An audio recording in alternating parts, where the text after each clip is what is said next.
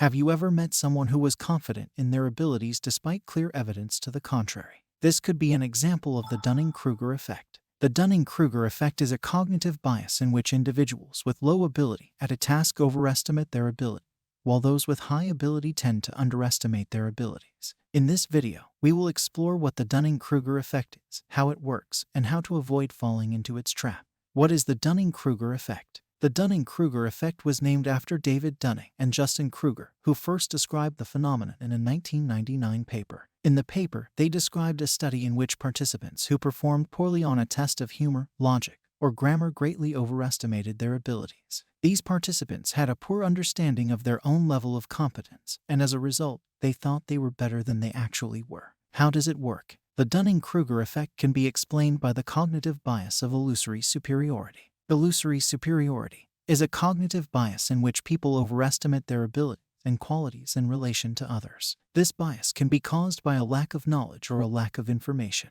People with a low level of competence in a particular area may not be able to recognize their own limitations. Instead, they may believe that they are more competent than they actually are. On the other hand, people with a high level of competence in a particular area may underestimate their abilities. They may assume that others have similar levels of competence to their own and therefore may not recognize their own high level of skill. How to avoid the Dunning-Kruger effect? The Dunning-Kruger effect can be avoided by increasing self-awareness and seeking feedback from others. One way to do this is to seek out diverse perspectives and opinions. This can help to counteract the tendency to only seek out information that confirms pre-existing beliefs.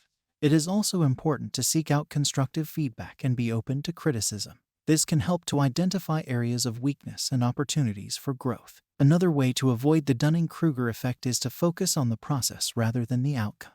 When we focus on the outcome, we may become overly attached to our own ideas and beliefs. This can make it difficult to accept feedback or criticism. By focusing on the process, we can be more open to feedback and more willing to make changes as needed. The Dunning-Kruger effect is a cognitive bias in which people with low ability overestimate their abilities, while people with high ability tend to underestimate their abilities. The effect can be avoided by increasing self-awareness, seeking feedback, and focusing on the process rather than the outcome.